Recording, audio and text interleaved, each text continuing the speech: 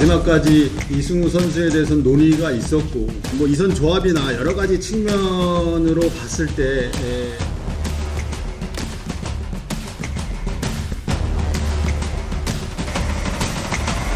중구 형 이거 장난이 너무 심한 거 아니오?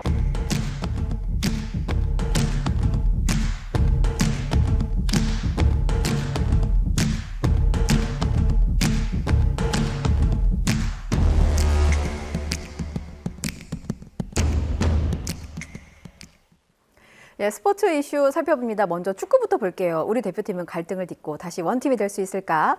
장원구 스포츠 칼럼니스트와 함께합니다. 어서 오십시오. 네, 안녕하세요. 예, 자 여기 손흥민 선수와 이강인 선수 사진을 저희가 백으로 써봤습니다. 네. 자, 일단 어제 황선홍 축구대표팀 임시 감독이 다음 주 태국전에 나설 23명의 대표팀 명단을 발표했습니다. 네. 총평부터 좀 들어볼게요. 일단 크게 세 파트로 나눌 수가 있어요. 네. 일단은 카타르 아시안컵 출전했던 주축 멤버들은 있고요. 주축 멤버들. 예. 그다음에 이제 카타르 월드컵에 참가했다가 빠졌던 선수들 중에 복귀한 선수들이 또 있고요. 그다음에 이제 제일 중요한 부분이 이건데 예. K리그에서 두각을 나타냈던 새로 보강된 선수들이 또 있습니다. 사실은 이게 축구 팬 입장에서 가장 반가운 부분인 것이 클린스만 감독이 있을 때는 K리그를 전혀 안 봤기 때문에 예. K리그에 잘하는 선수들인데도 보강이 안 됐었는데 그렇죠. 이번에 황선홍 감독은 그것을 잘 해내지 않았을까 이렇게 예. 보입니다. 세 부분을 짚어주셨는데 하나하나 볼게요. 일단 네. 아시안컵의 주축 멤버들. 네. 저희 사진으로 이미 나와 있어서 많이들 궁금해하실 것 같아서 네. 이른바 하극상 논란을 일으켰던 이강인 네. 선수를 발탁했습니다. 네. 어떻게 보셨어요? 이게 참 논란이 많았잖아요. 네. 뭐 여론조사를 해봐도 뭐 반반 나오고 해야 된다 말아야 된다. 근데 저는 그냥 이렇게 말씀드리고 싶어요. 황선홍 감독의 워딩 그대로 네. 뭐 지금 한번 발탁 안 했다고 그래서 문제가 해결되는 게 아니다. 그리고 경기장에서 있었던 문제는 경기장에서 풀자. 예. 그리고 제일 중요한 거 이강인 선수가 반성을 했고 진심으로 사과를 했고 그리고 감독이 직접 두 사람과 전화 통화를 아주 오랫동안 했다고 그래요. 그래서 최종적으로 결론이 났어요. 예. 제가 좀 다른 비유를 한번 들어볼게요. 네. 뭐 예를 들어서 유명한 한류 스타 영화 배우 대배우가 있고 젊고 잘생기고 연기 잘하는 떠오르는 조연급이 있는데 둘이 싸웠어요. 그래서 영화를 찍니마니 하는데 감독이 나서서 내가 책임지겠다, 둘 다 쓰겠다 해서 1000만 돌파를 하면 그 감독의 결정이 옳은 것이고 예. 폭망하면 그 감독의 결정이 잘못된 것이 되는 거죠. 예. 마찬가지로 이 황선홍 감독이 선택을 한 거예요. 매우 어려운 시기에 황선홍 감독이 선택을 했고 손흥민 선수가 주연 배우고 이강인 선수가 제일 중요한 조연 배우가 된다고 했을 때 예. 두 사람의 화합을 이제 황선홍 감독이 잘 이끌어서 제일 중요한 게 이제 21일하고 26일 열리는 태국전 두 경기잖아요. 예. 거기서 결과가 좋으면 황 감독의 선택이 옳은 것이고 혹시라도 삐끗해서 뭐 잘못된 경기가 나면 그것도 전적으로 황 감독이 책임을 지는 거거든요. 예. 근데 어떻게 보면 이강인 선수를 뽑을 때 가장 고심을 많이 하고 어떻게 보면 그 리스크를 가장 많이 아는 사람이 황 감독이거든요. 그래서 이제는 뭐 명단이 발표되기 전에는 왈가왈부할 수 있습니다. 네. 갑론을박이 있을 수 있는데 결정이 됐잖아요. 예. 이제는 우리 팬의 입장에서 믿고 응원해주고 박수를 쳐주는 일만 남았다. 모든 건 황 감독의 결정이고 잘 돼도 황 감독의 영광, 잘못되면 황 감독의 책임이다. 네, 그렇게 가야 될 것 같습니다. 황선홍 감독이 스트라이커 출신이잖아요. 네. 스트라이커답게 네, 전면에 서서 정면 돌파 의지를 비쳤습니다. 그러니까 네네. 그 국민 팬들은 좀 응원을 해주고 그리고 선수들은 경기장 안에서 경기력으로 그 결과를 증명하면 된다라는 말씀으로. 그리고 또 한 가지 예. 말씀드리면 사람은 누구나 실수를 할 수 있잖아요. 그렇죠. 저도 살면서 많은 실수를 했고 사람은 실수를 할 수가 있는데 저 오늘도 실수 여러 번 했잖아요. 네. 그 이강인 선수 굉장히 큰 잘못을 한 게 맞아요. 네. 정말 큰 잘못을 했지만 한 번은 용서를 해주자. 만약에 이게 반복이 된다면 안 되겠죠. 예. 그렇지만 한 번 용서를 해주고 대한민국 축구의 소중한 자원이기 때문에 이제 좀 잘 화합을 해서 갔으면 좋겠습니다. 그럼요. 예, 많은 응원 부탁드리겠습니다. 그리고 카타르 월드컵의 1등 공신들도 승선을 했어요. 그렇죠. 뭐 손흥민 선수를 비롯해서 예. 이제 이재성 또 황인범 뭐 이런 선수들 다 김민재 예. 이런 선수들 다 이제 들어왔기 때문에 네. 어차피 뭐 그 선수들이 주축을 이루는 건 맞고요. 단지 이 K리그에서 두각을 나타냈던 그 수비형 미드필더 정호연 선수라든가, 예. 그다음에 이제 왼쪽 풀백을 보는 그 이명재 선수, 이 두 선수, 그리고 공격수의 주민규 선수, 이 선수들이 이제 K리그에서 두각을 나타낸 선수들인데, 예. 한번 이 황선홍 감독에게 실험을 통해서 어떻게 적응을 하는지 한번 지켜봐야 될 것 같습니다. 지금 짚어주신 선수들이 그 K리그를 사랑하는 축구 팬들이라면 너무나 잘 알겠지만 네. 모르시는 분들도 있을 것 같아요. 그래서 이번에 새롭게 합류한 K리거들의 장점을 좀 설명해 주시면 좋겠어요. 먼저 주민규 선수 득점한 출신이라면서요? 황선홍 감독이 이 얘기를 했습니다. 한 네. 줄로 표현을 했어요. 지난 3년 동안 쉬운 골 이상 넣은 K리그 공격수 없다. 주민규 선수 말고는. 네, 그렇죠. 예. 그 한 줄이 모든 것을 대변을 합니다. 사실은 주민규 선수는 뭐 벤투 감독 있을 때도 그렇고 크리스만 예. 감독 있을 때도 그렇고 뭐 기자들이나 팬들이 한번 뽑아서 테스트는 해볼 수 있지 않느냐. 예. 데리고가는 건 고사하더라도 테스트라도 해봐라 이렇게 얘기를 했는데 그렇죠. 그게 안 됐었거든요. 근데 이제 33살의 나이에 처음 대표팀에 정말 늦깎이 대표 네. 선수가 됐네요. 아마 그 주민규 선수가 발표한 날 예. 뭐 밤잠을 못 자지 않았을까. 하여튼 잘하기를 기대를 하는데 하여튼 네. 이 선수가 골을 넣는 데는 정말 탁월한 선수예요. 그래서 지금 그 포지션에 조규성 선수가 주전이고요. 오현규 선수는 좀 요즘 폼이 좀 떨어져 있고 그 포지션에 또 황의조 선수는 개인적으로 불미스러운 일 때문에 지금 대표팀에 소집이 못 되고 있기 때문에 예. 주민기 선수가 이번 태국전에 한번 뭐 주전은 아니더라도 뭐 교체 멤버라도 뛰면서 뭐 한번 자신의 진가를 발휘한다면은 예. 저는 계속 소집될 가능성도 충분히 있다 이렇게 보여지고 예.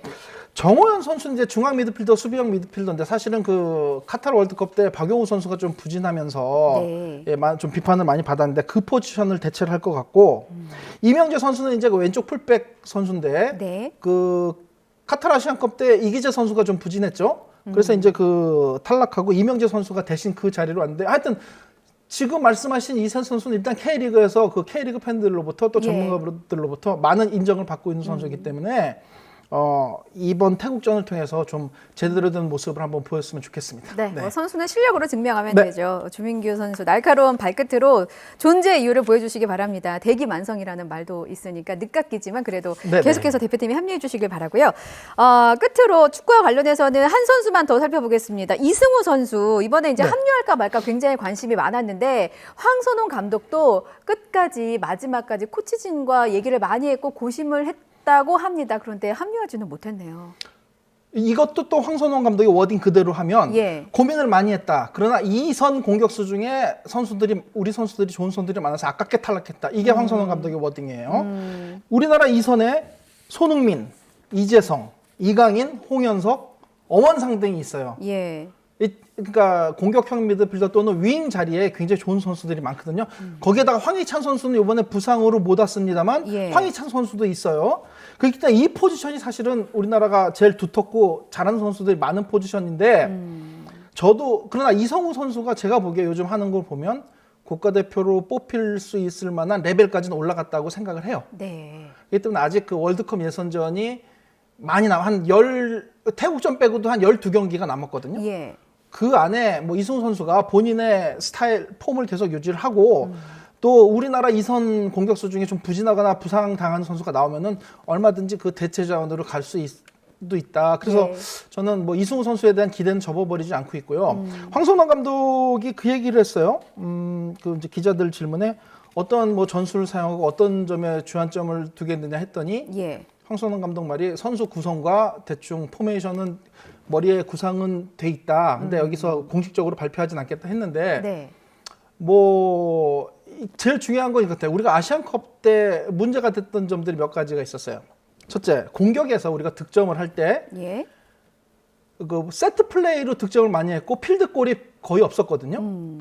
그렇기 때문에 그 연속적인 패스에 의해서 찬스를 만들어내는 어떤 공격적인 조직력을 다듬어야 되고요. 예.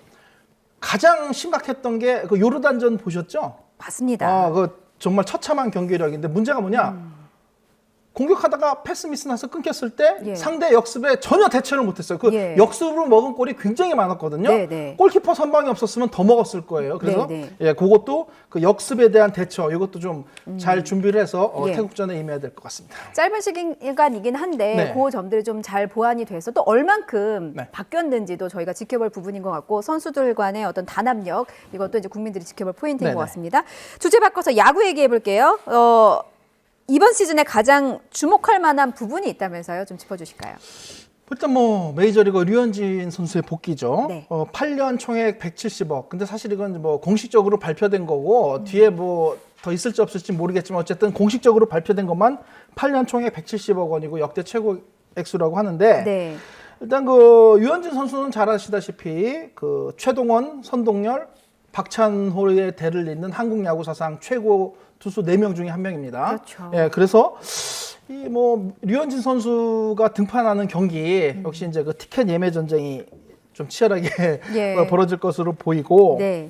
그 시스템에 있어서는 이제 자동 투구 판정 시스템이 도입이 돼요. 그러니까 그게 뭔가요? 볼과 스트라이크를 기계가 판단하는 거예요. 심판이 아니고. 네, 그러니까 어떻게 되는 좀 쉽게 좀 짧게 설명을 네네. 드리면 그 전까지 야구 중계 보시면 야구 네. 중계 보시면 하단에 이렇게 박스가 있고 뭐 이게 동그란 점이 찍히는 그렇죠. 그림들이 있어요. 그게 그 피칭 트래킹 시스템이라 그래가지고 예. 투수의 공이 홈플레이트에서 어느 위치에 통과했나 점을 찍어주는 건데 예. 그걸 활용을 하는 거예요. 근데 과거에는 심판이 보고서 이렇게 박스를 가상의 박스를 생각을 하고 아, 들어갔다 안 들어갔다 판단하는데 예. 이제 기계가 판독을 해서 심판한테 전자기기로 신호를 주면은 이게 스트라이크 볼 알려주기만 하는 그게 되는데 이게 한국 프로야구는 2020년 2부 리그 그러니까 퓨처스 리그에서부터 이게 시험이 됐었고 예. 미국 마이너 리그에서 시행을 하고 있어요.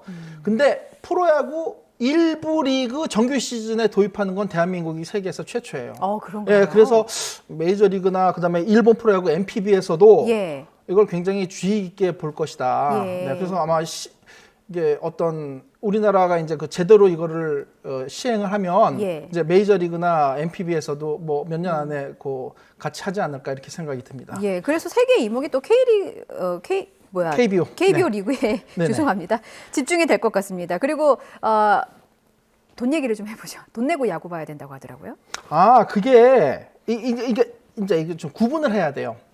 그 지금 지상파 3사가 있고 네. 지상파 3사 산하에 전문 중계방 케이블 스포츠 TV가 있죠. 예. 그냥 여기서는 그냥 보면 되는데 예. 그냥 그대로 보면 되는데 문제는 이제 컴퓨터, PC나 모바일로 볼 때 돈을 내라는 거예요. 그러니까 이동하면서 보거나 혹은 뭐 집에서 TV를 켜지 못하고 어디 나가서 일을 해야 해서 잠깐 봐야 될 때 노트북으로 볼 때. 아니면 이제 그 채팅을 같이 하면서 보는 그게 또 채팅 재미가 있죠. 기능을 할 때. 예, 그렇죠. 이제 이제 티빙에서 돈을 뭐 월 5,500원씩 해서 뭐 1년에 한 6만 5, 6천 원 정도 받는다고 하는데 네.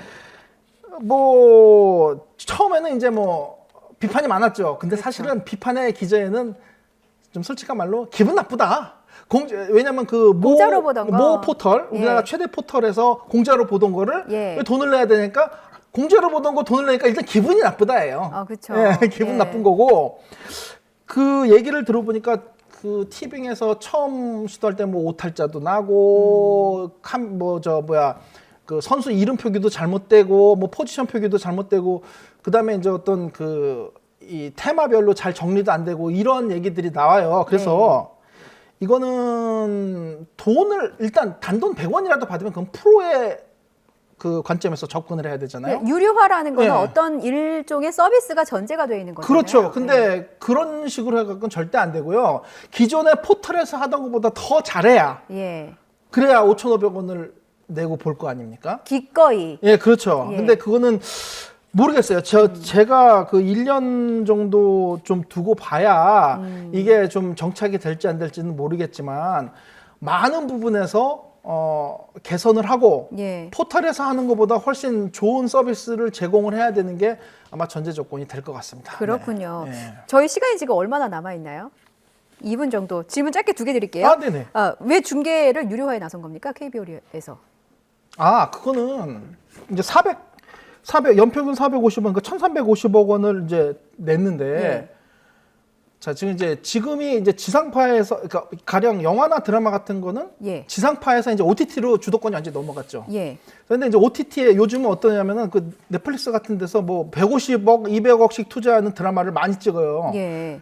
그렇게 하려면 성공을 하기 위해서는 또 한류 톱스타 배우 뭐 한 해당 출연료 뭐 5억, 6억 하는 그런 초특급 스타들을 계속 쓴단 말이에요. 네. 근데 그게 시청률이 보장은 안 되는데 프로야구는 1년에 450억을 내고 잘해서 그 유료 관중을 많이 끌어모으면은 예. 이게 장사가 된다. 그래서 KBO 입장에서는 수입을 올려서 구단들한테 돈도 좀 나눠주고 네. 티빙 입장에서는 OTT 드라마나 영화보다 오히려 성공 가능성이 높아 보이기 때문에 이게 예. 아마 맞았던 것 같습니다. 그렇군요. 제가 질문 하나 더 드리려고 했는데 지금 시간 관계상 빨리 끊어야 된다고 해서 네네네. 오늘 말씀에 여기까지 듣겠습니다. 이게 그 아직은 준비가 미흡한 것이 사실이고 앞으로 개선할 점이 많기 때문에 네. 팬들의 기대감을 좀 충족하기 위해서라도 KBO도 그렇고 뭐 티빙도 그렇고 서로 좀 노력하는 자세가 필요하지 않을까. 그렇죠. 예, 라는 훈훈한 말로 마무리하겠습니다. 그리고 축구 대표팀의 다음 주 경기도 응원할게요.